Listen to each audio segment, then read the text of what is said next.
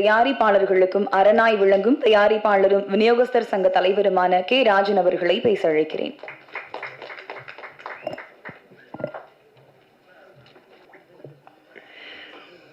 அன்பிற்கும் மரியாதைக்கும் உரிய எங்கள் அன்பிற்குரிய இயக்குனர், நடிகர், தயாரிப்பாளர், மிகச்சிறந்த திரைக்கதை வசனகர்த்தா, இந்தியாவிலேயே மிகப்பெரிய புகழ்பெற்ற கதாசிரியர், அருமை சகோதரர் கே பாக்யராஜ் அவர்களே, மற்றும் எஸ்ஆர் ஃபிலிம் ஃபேக்டரி மகிழ்ச்சியோடு நம்பிக்கையோடு தயாரித்திருக்கிற இமெயில் படத்தை வாழ்த்த வந்திருக்கிற வாழ்த்திய அன்பு சகோதரர்களே, லொல்லு வழக்கமா லொல்லு பண்றோம், இன்னைக்கு ரொம்ப அழகா பேசிட்டு போய் லொல்லு இல்லாம உட்காந்துட்டார். தம்பி அசோக் கதாநாயகனா நடிச்சிருக்காரு, சிறப்பா நடிச்சிருக்காரு.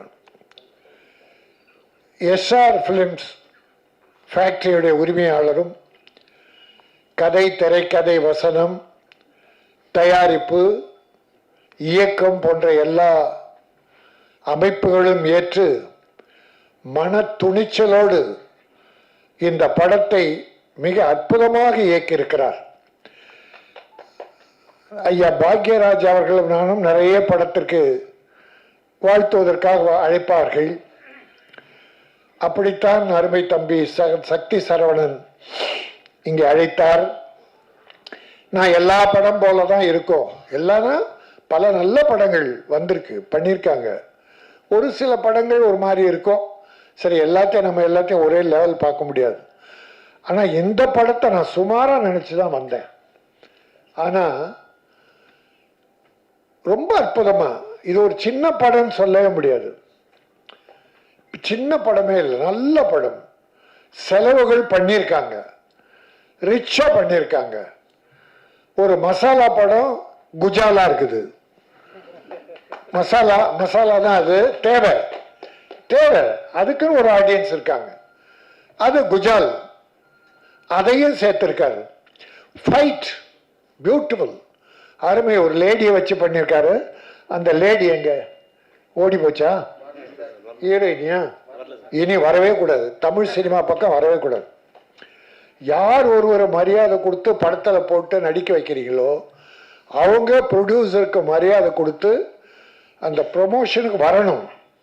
அந்த ப்ரொமோஷனுக்கு வர்றதே அவங்க ப்ரொமோஷன் தான். அதுவும் நாங்கள் படம் எடுக்கிற காலத்திலேருந்து செலவு பண்ணி எல்லா தேவைகளையும் அளவுக்கு அதிகமாக பண்ணி அவங்களை ப்ரொமோட் பண்ணுறோம். நடிக்கிறாங்க, நம்ம இல்லைன்னு சொல்லலை. நடிக்க தெரியாதவங்களுக்கு இயக்குனர் கற்றுக் கொடுக்குறார்.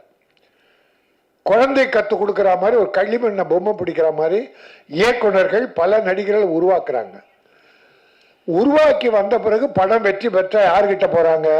ஹீரோ ஹீரோயின்கிட்ட. இதோ மரியாதை கொடுத்து தம்பி அசோக் வந்து உட்கார்ந்துட்டு இருக்கான். வராமல் இருந்திருக்கலாம். ஆனால் இன்னைக்கு ப்ரொடியூசருக்கும் தனக்கும் நாம் நடிச்சிருக்கோம், வரணும், கலந்துக்கணும். நம்ம ஹீரோயினுக்கு சிலர் மரியாதை கொடுக்குறாங்க, நம்ம எல்லாரையும் குறை சொல்லலை. ஆனால் மரியாதை கொடுக்காத, ஒருவேளை அவங்க வெளியூர் ஷூட்டிங்கில் இருக்கலாம், சிலர் அப்படி அவங்க கிட்ட தேதியை கேட்காம நம்ம ஒரு தேதியை வச்சுட்டு அந்த நாளில் வாங்கினா வெளி ஷூட்டிங் தான் வர முடியாது. அவங்கள நாம மன்னிச்சிடலாம். ஆனால் படத்தில் நடிச்சுட்டு நல்லா வீட்டில் கஞ்சியோ கூழோ, இங்கே வந்தால் ஹார்லிக்ஸ் போன்விட்டான்னு குடிச்சு உடம்ப கொஞ்சம் ஏற்றிக்கின்னு அடுத்த படத்துக்கு தயாராகிட்டு ப்ரமோஷனுக்கு வரலன்னா மிகப்பெரிய கஷ்டம்.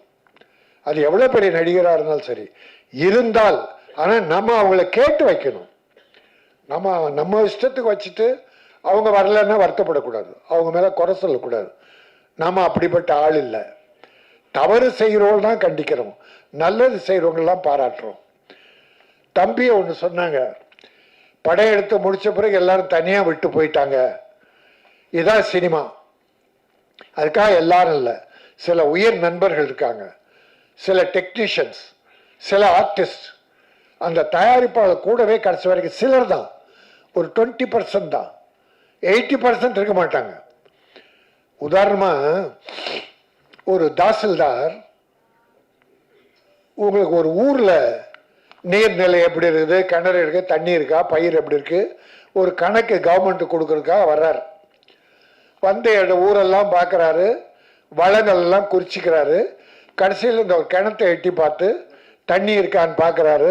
டப்புன்னு சரிக்கு விழுந்துடுறாரு உள்ள. தாசில்தார் உள்ள விழுந்த உடனே இருந்தாங்க 5-6 பேர் ஓடி வந்து ஒரு கயிறை தூக்கிட்டு வந்து அதில் போட்டு அவரை கயிறை பிடிச்சிட்டு அப்படியே தூக்கிட்டே இருக்காங்க. பாதி வந்துட்டார் தாசில்தார்.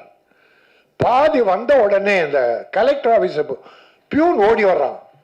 சார் சார் சார், புது தாசில்தார் வந்துட்டார் சார்ன்றான். ஆபீஸுக்கு புது தாசில்தார் வந்துட்டாருன்னா இந்த தூக்கி பிடிச்சானுங்க பாரு கயிறை, பாதி வந்துட்டார் பாருங்க பழைய தாசில்தார், தப்புன்னு விட்டுட்டு புது தாசில்தார்கிட்ட ஓட்டானுங்க. ஆக பழைய தாசில்தார் க்ளோஸ்.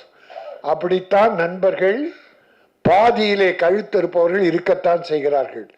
எல்லோரையும் நம்பாதீர்கள். தன்னம்பிக்கையோடு நம் காலில் நிற்க வேண்டும். கற்க கசடர கற்பவை கற்றவன் நிற்க அதற்கு தக காலே இருக்காது. கால் பக்கத்துல கால் இருந்தா கா, அந்த காவுக்கு கால் உண்டு. ஆனா வள்ளுவ பெருந்தகை கற்க கசடர கற்பவை கற்றபின் நிற்க அதற்கு தர ஒரு காலம் இருக்காது. ஏனென்றால் தன் காலில் அவரவர்கள் நிற்க வேண்டும். அதுவும் சினிமாவில் நம்ம காலில் தான் நிற்கணும். உதவி செய்கிற நண்பர்கள் இருக்காங்க, அதுக்காக நம்ம இல்லைன்னு சொல்ல முடியாது. ஆகவே நீ சொன்னதால இதுதான் சினிமா, இதுல இருந்து தப்பிச்சு வந்தவங்க தான். நம்ம பாக்யராஜ் சாருக்கு எவ்வளவு பேர் கை கொடுத்தான்னு நினைக்கிறீங்க? கடுமையான உழைப்பு, அவ்வளோ பெரிய அறிவுத்திறனை வைத்துக்கொண்டு அவர் பட்ட பாடு இளமையில் ஏராளம். ஆகவே இந்த படம் என்ன கஷ்டப்பட்டீங்களோ அதெல்லாம் தெரியாது எனக்கு. படம் சூப்பர். படம் ஒரு பானை சோற்றுக்கு ஒரு சோறு பதம்பாங்க. 2 பருக்கி எடுத்து நசுக்கி பார்க்குறாங்க. நல்லா வந்திருந்தா பானை வந்துட்டு. நான் நசுக்கி மட்டும் பார்க்கல, அதை வாயில போட்டு ருசிச்சு பார்த்தேன். நல்லா இருந்தது. சாங் நல்லா இருந்தது, ஃபைட் நல்லா இருந்தது, கேமரா நல்லா இருந்தது, எடிட்டிங் நல்லா இருந்தது. நீங்க எடுத்த ஒவ்வொரு வீடு இடம்லாம் ரிச்சா இருந்தது, அழகர், எந்த குறையுமே இல்லை. அதனால இது ஒரு வெற்றி படம். சின்ன படங்க வெற்றி பெற்றிருக்கான்னா வெற்றி பெற்றிருக்கு. சமீப காலமா இந்த ஓராண்டு 2 ஆண்டுல சின்ன சின்ன படங்கள்லாம் பெரிய படம் ஆயிடுச்சு. பல பெரிய படங்கள் சின்ன படமா போயிடுச்சு. 50 கோடி 100 கோடியில தயாரிச்செல்லாம் சின்ன படமா போயிடுச்சு. 5 கோடி 10 கோடி எல்லாம் பெரிய படம் ஆயிடுச்சு. டாடா, இருகப்பற்று, குட் நைட், இப்படி போர்த்தொழில், இப்படி பல படங்கள் வெற்றி பெற்றிருக்கு. அதனால இந்த படம் நிச்சயம் வெற்றி பெறும் நம்பி நீங்க ஒரு நல்ல இயக்குனராக வருவீங்க. என்னுடைய வாழ்த்துக்களை சொல்றதோட நான் முக்கியமான கடமை தமிழ் திரை உலகின் சார்பில் எங்கள் பாக்யராஜ் அவர்கள் உள்பட நல்ல காரியம் எதுவானாலும் நாங்கள் வரவேற்போம், யார் செய்தாலும் வரவேற்போம். இன்றைக்கு நம்முடைய தமிழக அரசு, மாண்புமிகு தமிழக முதல்வர் அவர்கள் முந்தா நாள் ரேஸ் கோர்ஸ் மைதானத்தில் தமிழ் திரைப்பட தயாரிப்பாளர் சங்கம், இயக்குநர்கள் சங்கம், நடிகர்கள் சங்கம் உள்ளிட்ட அத்தனை சங்கங்களும் தமிழ் திரையுலகமே சேர்ந்து முத்தமிழறிஞர் டாக்டர் கலைஞர் அவர்கள் தமிழ் திரையுலகுக்கு செய்த பல நல்ல காரியங்களுக்காகவும் அவருடைய 100ஆண்டு விழாவினை அங்கே மிகச்சிறப்பாக எல்லாரும் சேர்ந்து யாரும் மாறுபாடு இல்லாமல் கொண்டாடணும். அதற்கு மாண்புக்கு தமிழக முதல்வர் அவர்கள் தலைமையேற்று வந்திருந்தாங்க. அவர் 2.5 வருஷம் ஆச்சு முதலமைச்சராகி. தமிழ் சினிமா நிகழ்ச்சிகள் எதிலுமே கலந்துக்கல. ஆனா முதல் நிகழ்ச்சியா முன்னாள் கலந்துக்கிட்டு ஒரு அற்புதமான செய்தியை, தமிழ் திரையுலகுக்கு தேவையான செய்தியை, இதுவரை அது இல்லாமல் நம் சிறுபட தயாரிப்பாளர்கள் எல்லோரும் பட்ட கஷ்டம் ஏராளம். ஒரு வீடு போய் ஷூட் பண்ணனா 15,000 50,000 100 1 லட்சம் கேட்குறான் சார் ஒரு நாள் ஷூட்டிங்க்கு. தெருவில் ஷூட் பண்ணலான்னு பெர்மிஷன் வாங்கி பண்ணா போலீஸ் லஞ்சம் கேட்குறான் சார். தலைமைச் செயலகத்தில் பர்மிஷன் வாங்கி ஊட்டியில் போனால் அங்கே இருக்கிற அதிகாரிகள் போலீஸ் லஞ்சம் கேட்குறான். சின்ன படம் எடுக்கவே முடியல. பெரிய படம் தயாரிப்பாளர்கள் கோடி கோடியாக இருக்கு என்னமோ சரி, சின்ன படம் எடுக்கவே முடியல. எடுத்து வந்தாலும் ரிலீஸ் பண்ணுறது கஷ்டம், ஃபைனான்ஸ் கொடுக்கல. ஆனால் மாண்புமிகு தமிழக முதல்வர் அவர்கள் மிக அற்புதமான ஒரு திட்டத்தினை அறிவித்து ஒரு பால் சினிமா உலகம் வர எல்லாத்திலேயே எல்லோர் வயிற்றிலும் பால் ஊற்றிருக்கிறார்கள். பூந்தமல்லியில் 140 ஏக்கரில் 500 கோடி ரூபாய் செலவு திட்டத்தில் ஒரு அற்புதமான பிலிம் சிட்டி ஒன்றை உருவாக்குவதற்கு அறிவிப்பை வெளியிட்டிருக்கிறார்கள். இது அவர் மைண்டில் பல காலமாக இருந்திருக்கு.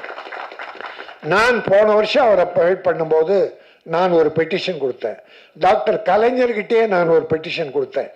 ராமோஜிராவ் ஃபிலிம் சிட்டி மாதிரி தமிழகத்தில் அந்த இதை மூடிட்டாங்க. நம்ம தரமணி அந்த ஃபிலிம் சிட்டியை மூடிட்டதால நான் அப்போ தான் ஒரு லெட்டர் கொடுத்து, இல்லை இங்கே தமிழ்நாட்டுக்கு வேணும், சிறுபட தயாரிப்பாளர்கள் பாண்டிச்சேரிக்கு போகிறாங்க, பெரிய படங்கள்லாம் ஹைதராபாத் போகிறாங்க, இல்லை பாம்பேயில் ஷூட் பண்ணுறாங்க. பல பெரிய படங்கள், பெரிய ஹீரோக்கள் படங்கள்லாம் பாம்பேயில் ஷூட் பண்ணாங்க. பொன்னியின் செல்வன் போல விஜய் படம் வாரிசு, அப்புறம் அஜித் படம் எல்லாம் ஹைதராபாத். அப்போனா இங்கே இருக்க தொழிலாளி கதி என்ன? இங்கത്തെ தமிழ் பணம் பூரா அந்த போனா தமிழ்நாட்டின் வரவு என்ன, வருவாய் என்ன? அந்த வருத்தத்தில் நான் ஒரு லெட்டர் கொடுத்தேன். அது பல பேர் எல்லாருமே ஒரு வேண்டுகோளாக வச்சாங்க. அதை விட உதயநிதி ஸ்டாலின், அமைச்சர் உதயநிதி ஸ்டாலின் ரொம்ப காலமாக இருந்தது, நானும் அவரோட பேசியிருக்கேன். நம்முடைய முதலமைச்சருக்கும் அந்த எண்ணம் இருந்திருக்கு. அதையெல்லாம் ஒன்று சேர்த்து ஒரு அற்புதமான திட்டமாக தயாரித்து முந்தா நாள் அறிவிச்சிருக்கார். இப்போ சார் பாக்யராஜ் சார் தெரியும், ஒரு பங்களாவில் ஷூட் பண்ணால் ஒரு நாளைக்கு 1 லட்சம் வாடகை. அதுவும் டைம் சொல்கிறாங்க, காலைல 7லேருந்து நைட்டு 9 வரைக்கும் தான் 1 லட்சம். அதுக்கு மேலே போனால் வாடகை தனி. ஒரு சின்ன படம் எடுக்கலான்னு ஒரு குடிசை வீட்டுக்கு போனால் அவன் 10,000 கேட்குறான். இப்படி செலவினங்கள் ஏராளமாக போயிடுது. ஆகவே தமிழக முதல்வர் அவர்கள் இப்பொழுது அறிவித்திருக்கிற இந்த அற்புதமான திட்டத்தை தமிழ் திரைப்பட தயாரிப்பாளர்கள் அத்தனை பேரும் வரவேற்கிறோம். சிறு முதலீட்டு பட தயாரிப்பாளர்கள் மனமாற வரவேற்கிறோம். மிகப்பெரிய செலவு 40% குறையும். படம் தயாரிக்கிறதுல இப்போ தயாரிக்கிறதுல 40% குறையும். அப்புறம் ஈஸியாக பூந்தமல்லி போயிட்டு அழகாக எடுத்துகிட்டு வந்துடலாம். அது மட்டும் இல்லை, உங்களுக்கு நான் தமிழக முதல்வரை அவங்க திட்டம் போடுறாங்க, அதுக்கு ஒரு குழு அமைச்சிருக்காங்க. நான் என் சார்பில் வேண்டிக் கொள்வது, இங்கே அறிவிச்சிட்டிங்க, அந்த இடத்துல முதல்ல சிறுபட தயாரிப்பாளர்களுக்கு தேவையான படமெடுப்புக்கு தேவையான வீடு, கோயில், panchayat, police station, hospital, court, கிராமப்புறம், நகரப்புறம், இதை முதல்ல வடிவமைச்சு செய்ய ஆரம்பிச்சுட்டு ஒரு 6 மாதத்தில் 1 வருஷத்தில் பண்ணால் நம்ம சிறுபட தயாரிப்பாளர் அத்தனை பேரும் பெரும் பலன் அடைவார்கள். பெரிய படங்களுக்கு செட்டுக்கிட்டெல்லாம் அப்புறம் போடுங்க, அவங்க எப்போ ஒன்றா எடுத்துக்குவாங்க, அதுவும் ரெடி ஆகும். ஆக அந்த 140 ஏக்கரில் 500 கோடியில் ஒரு திரைப்பட நகர் உருவாகும் என்று மாண்புமிகு தமிழக முதல்வர்கள் அறிவித்தது தமிழ் திரையுலகத்தையே இன்பத்தில் மகிழ்ச்சியில் ஆழ்த்தியிருக்கிறது. நான் ஒரு வேண்டுகோளை கூட வச்சிருக்கேன், தமிழ் சினிமாவுக்கு கலைஞர் எல்லா முதலமைச்சர் நல்லா பண்ணியிருக்காங்க, நம்ம யாரையும் குறை சொல்ல. ஆனால் எல்லாரை விட டாக்டர் கலைஞர் மிக அதிகமாக பண்ணியிருக்கார். முதல்ல 3 லட்ச ரூபா மானியம் அறிவிச்சதே கலைஞர் தான். அதுக்கு பிறகு அந்த அம்மா 5 லட்சம், பிறகு இவர் 7 லட்சம் ஆக்கினார். ஆக்கி எல்லா பெரிய படங்களுக்கெல்லாம் கொடுத்தார். அதை ஒரு 8 வருஷம் கொடுக்காம விட்டாங்க. இப்போ இந்த முதல்வர் மானியத்தை கொடுக்கிறார், அறிவிச்சு படமெல்லாம் பார்த்துக்கிட்டு இருக்காங்க. ஆக டாக்டர் கலைஞர் வழியில் நமது முதலமைச்சர் மு.க. ஸ்டாலின் அவர்கள் தமிழ் திரையுலகை காப்பாற்ற இருக்கிறார்கள். சென்ற 5 ஆண்டுகள் அல்லது 10 ஆண்டுகளாகவே தமிழ் சினிமாவுக்கு சிறு முதலீட்டு பட தயாரிப்பாளர்களுக்கு பெரிய சோதனைகள், வேதனைகள், நட்டங்கள், கஷ்டங்கள். ஆனால் இந்த திரைப்பட நகர் உருவாகிவிட்டால் நிச்சயமாக ஒரு 40% சிரமம் குறையும், செலவு குறையும். அப்படிப்பட்ட திரைப்பட நகருக்கு டாக்டர் கலைஞர் திரைப்பட நகர் என்று பெயர் வைக்க வேண்டும் என்று நான் பணிவோடு முதல்வரை வேண்டி கேட்டுக்கொள்கிறேன். இந்த படம் இமெயில் நான் ஒரு போராட்டமே நடத்தினேன். ஆன்லைன் எத்தனை குடும்பங்கள் அழிந்து விட்டது, எத்தனை அடிக்ட் ஆயிடுறாங்க. ராத்திரி பகல் மாணவர்கள், எத்தனை மாணவர்கள் இழந்தோம். ஆக அதை தமிழக அரசு ஒரு தீர்மான சட்டமன்றத்தில் ஆன்லைன் தடை சட்டம் கொண்டு வந்து ஆளுநருக்கு அனுப்புனா அது அவர் சரியான கவனத்தை செலுத்தாம பண்ணி அப்புறம் அது கோர்ட்லயும் அது தோல்வி அடைஞ்சிச்சு. ஆனா உயிரை இழக்கிற, பொருள் நஷ்டம் எடுக்கிற, குடும்பத்தை கெடுக்கிற ஆன்லைன் டிக்கெட்டுக்கு என்ன சட்டம், தடை சட்டம்? உயிரை விட என்ன இருக்கு? ஆகவே அப்படிப்பட்ட விஞ்ஞான வளர்ச்சி வேண்டும். ஆனா அந்த விஞ்ஞான வளர்ச்சி உயிர் பறிப்பதாக, குடும்பங்களை அழிப்பதாக இருக்கக்கூடாது என்பதான் வேண்டுகோள். இந்த இமெயில் படத்தின் மூலமாக ஒரு கிரைம், ஒரு த்ரில்லர், பல குடும்பங்களை கெட்டு போகிற விஷயங்களை சொல்லி அப்படி வேண்டாம், நல்வழிப்படுத்துகிற ஒரு படமாக அமைந்திருக்கும் என சொல்லி இயக்குனர் தயாரிப்பாளர் SR ராஜன் அவர்களை இந்த கே ராஜன் வாழ்த்துகிறேன். வாழ்க வெல்க. நன்றி, வணக்கம்.